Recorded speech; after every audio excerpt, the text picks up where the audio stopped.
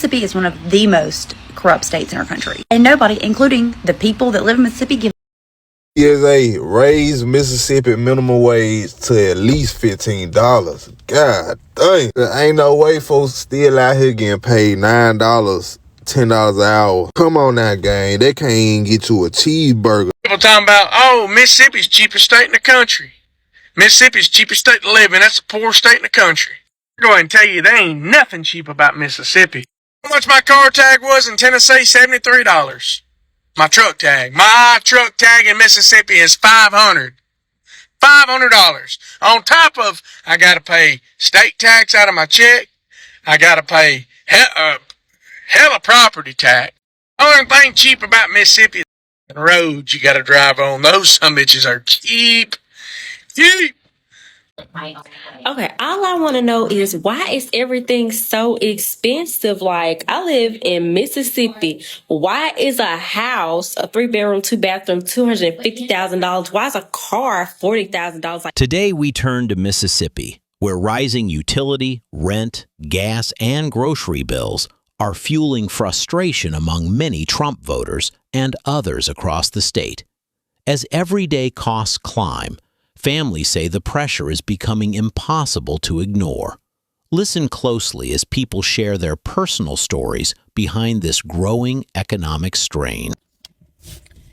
If the cost of living has gone up by 50% since 2008, then why hasn't minimum wage gone up at all?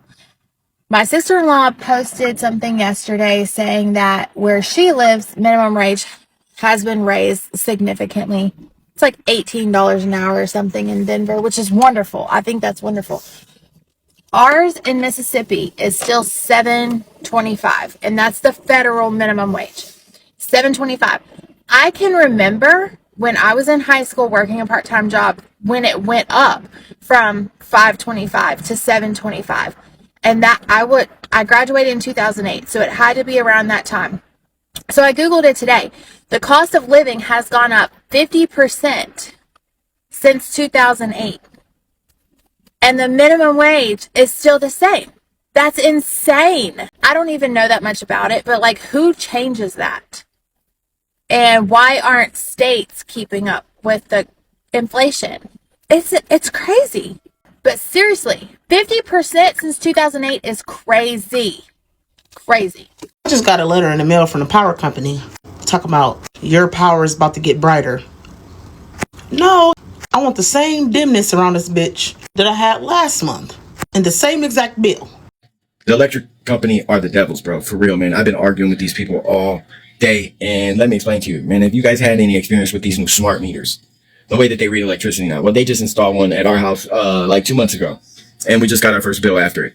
And our bill skyrocketed. I'm talking about, it went from 600 kilowatts a month to 5,000 kilowatts a month. And this is impossible. Like, I live in an energy efficient home that's less than 1,000 square foot, guys. Like, for real. Like, I don't need a lot. So I get on the phone and I start asking questions. And so this lady, we're arguing back and forth.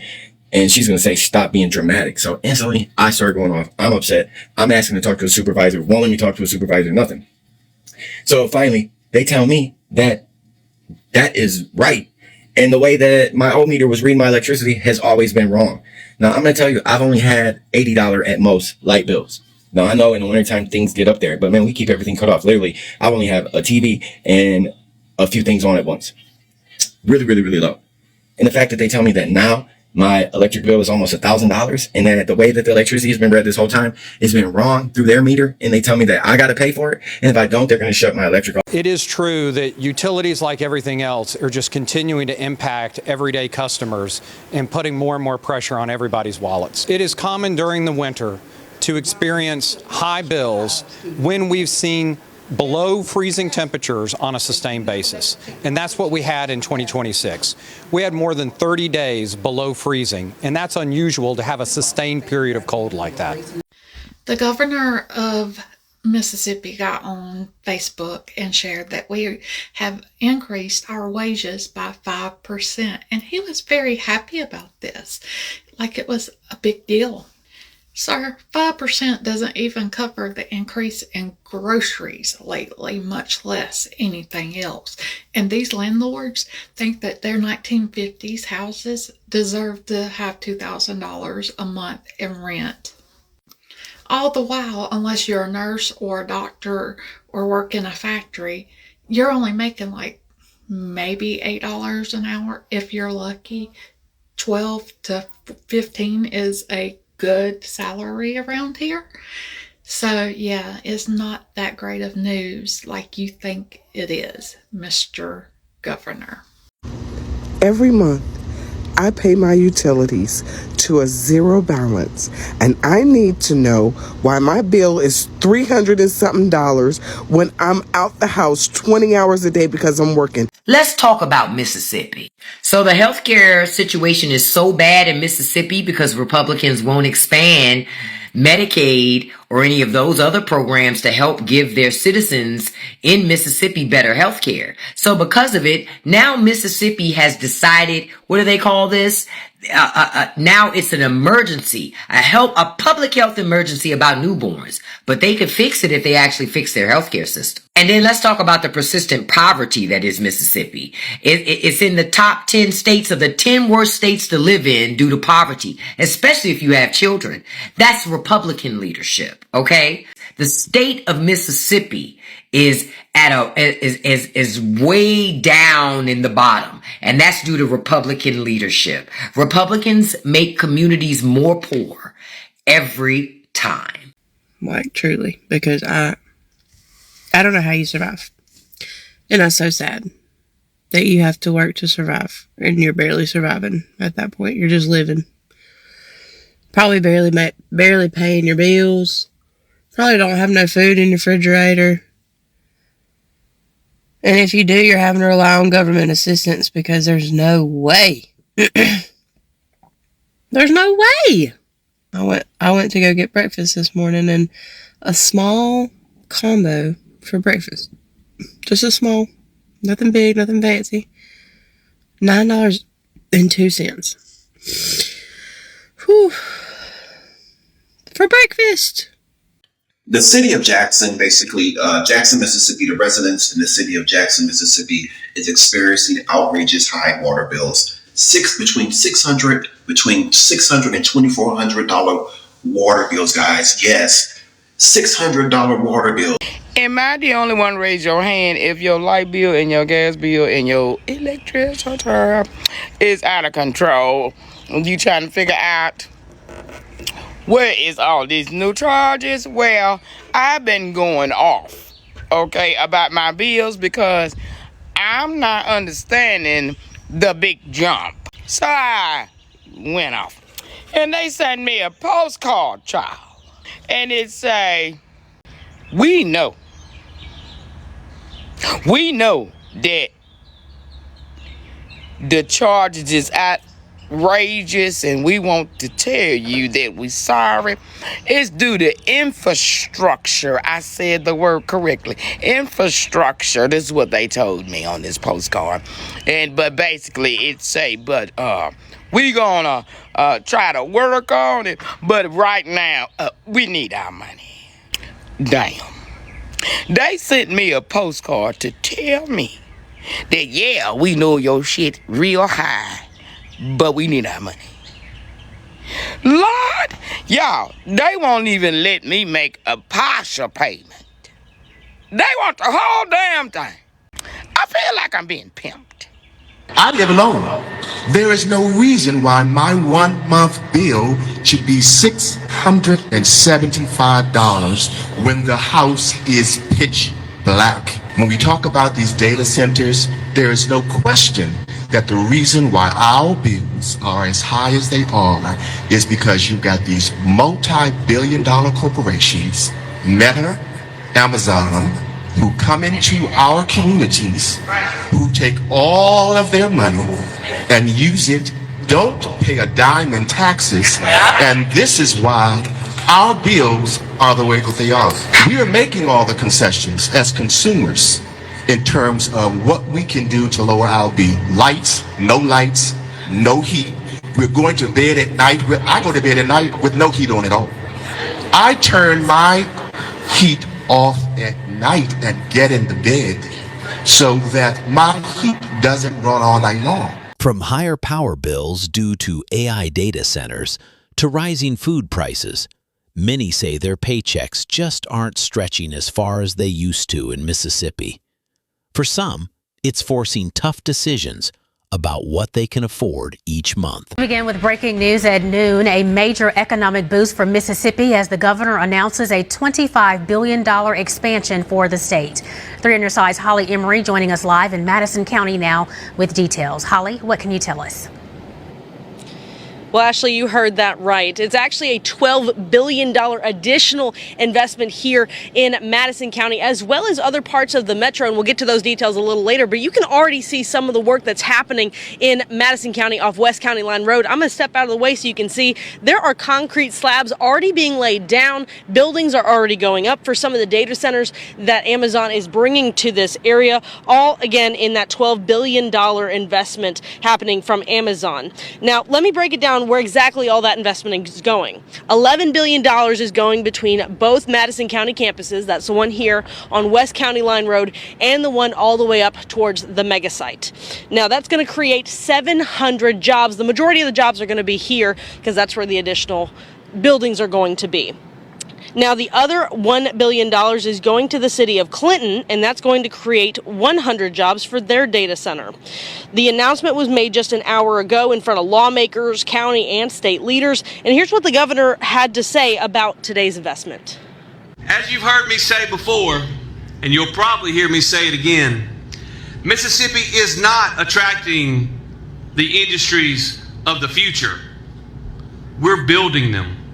When I got elected governor and was sworn in 2020, we made a decision that Mississippi was going to compete with the best in the world, that we were going to invest in workforce development, that we were going to invest in our infrastructure, and that we were committed to investing in innovation. So how many physical data centers will that be for our area? Well, it's unclear at the moment, but there's already 10 current buildings in Madison County from the last $10 billion investment that was made 2 years ago to this day. So it's safe to assume that with $12 billion, that number is going to nearly, if not more than double the amount of data center buildings that are currently in Madison County. And that puts the total at $25 billion of investments only from Amazon alone here in Mississippi.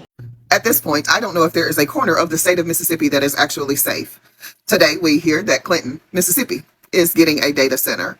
Yesterday, most of Rankin County and Hinds County were under a stay indoors warning because the air quality is horrible. And guess what? The data centers haven't even gone up yet. Like, isn't that crazy that the air quality is already bad without the data centers being here?